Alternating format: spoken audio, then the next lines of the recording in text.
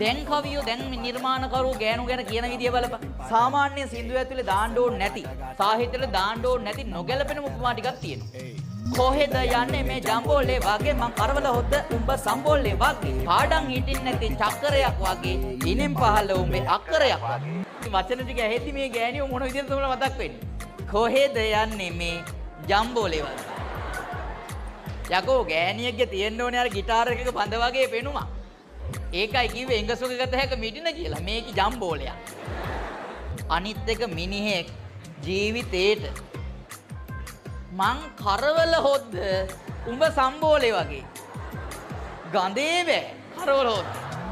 ඊට පාඩම් හිටින් නැති චක්‍රයක් වගේ. ඉස්කෝලේ ගිහින් ගුටි කාපන්. චක්‍රේ පාඩම් නැහැ. හරි ඒක පැත්තක තියපන්කෝ.